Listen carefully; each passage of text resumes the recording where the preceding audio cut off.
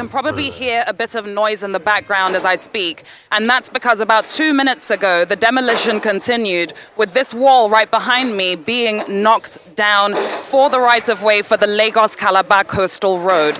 Now, yesterday, the Landmark Group received a notification from the federal government stating that they would be coming today to demolish parts of Landmark that are in the right-of-way for the Lagos to Calabar coastal road. Where I'm standing is at Breeze Beach Club. This is actually the latest addition to the Landmark ecosystem, a members-only beach club that's not that old, and this is the ground zero for where the demolition is going to start taking place. Towards my right, inside Breeze Beach Club, they've already put markings there, marking spots for demolition, and it's expected that Breeze Beach Club will be demolished today. If I could give you one advice in the wake of the Landmark demolitions, if I could give you a valuable advice, devoid of propaganda, devoid of any party affiliation, devoid of sentiment, devoid of proving a point, for investors, this is the advice I would give. Do not borrow money to invest in Lagos real estate. Do not borrow money to invest in Lagos real estate. And Paul Owanibe has come out countless times to say he had public lenders, international lenders, local lenders lend him money. When people say things like, oh, they're not demolishing any structure, but that's what he's saying is that since the beach is what actually makes vendors to come, you're essentially paralyzing the business, because those vendors not being there means that not much can go on there again, and he's claimed that lots of people would pull out. There is a popular line from a popular book, The Chronicles of Narnia, and it says, "You're not in Kansas anymore." And proverbially, that has been used to show that circumstances are different, and Nigerians in the diaspora that have lived there for long enough, they understand the value of leverage. Unlike Nigeria, where you have to afford every single thing and people frown on debt, people literally shame you. People will say, oh, you don't even know the debt this person is swimming in. And it can be a bad thing if you're not making your payment and it's just drowning you. But people frown on debt. But it is a tool here. And your mortgage can be 25 years. And you're just making payments. But you know at the end of the day, you're going to own it instead of paying rent for that long.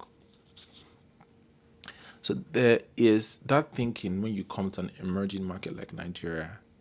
And because of the fact that, you can actually raise cheap money there, in that maybe you get financiers, you have very good credit, you can actually raise a lot of money in the diaspora, honestly, to do anything that you want to do in Nigeria. But the problem is, part of when you're doing your valuation, you need to determine your period where you actually intend to exit that deal. Maybe you finish paying off, you finish getting all of the rent, and it's something that you could actually raise the second round or sell it. So when you're taking a loan, when you're taking credit facility, you bear that in mind. But when you come to Nigeria, because of the fact that sometimes policy direction actually shifts quite a lot, you don't have that same latitude to expose yourself for a commercial property, and I'll give you the reason why. And you could already even see it in this case, because I believe that if this was just Paul's money, I don't think he would have done as much if it was just his money, but if it was just Paul's money, I think you can start to count your losses.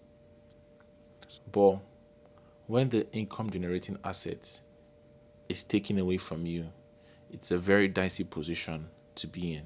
So I do believe in some years we can kind of flesh out our planning system to bring more certainty to developers. It's a big issue around the world, around over.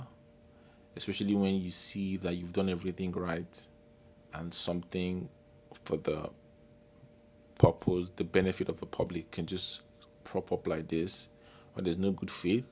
Because it literally, at the worst case scenario, the government could have actually started the first stretch of road from in front of landmark and give them time, give them a gestation period to actually just pack up their things and actually kind of like wind down the investment. But everything is being sand filled and also most likely demolished.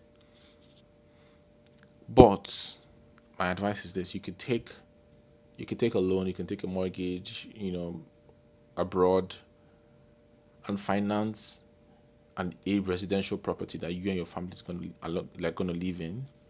But if you also must take money for commercial property that's supposed to be an income generating asset, maybe rent or what have you, don't make it a protracted one. Don't make it one that would literally take 10, 20 years.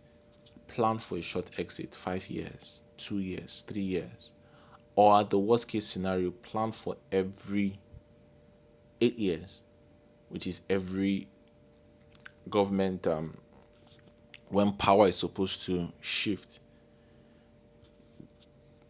Reduce your exposure every election is very, very important, and people don't want to say this part out. Reduce your exposure every election cycle and watch where the government of the day, watch their policy direction and watch their, the plan wherein they're heading. And, I think that's good advice that everybody should have. We still wish all of the parties all the best. Landmark has been frantically trying. Media,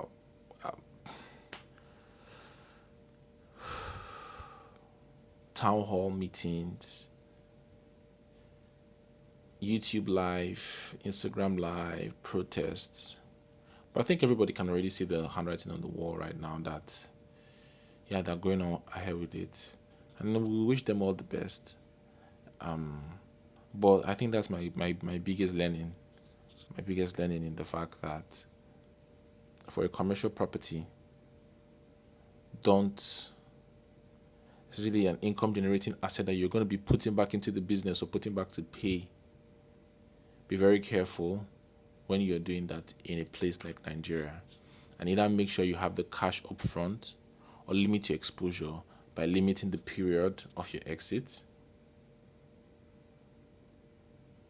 And also be more conservative per every government. I think that's just all I have to say. Thank you so very much for watching. Kindly like, kindly share, kindly subscribe. I'll see you at the very next video. Bye-bye.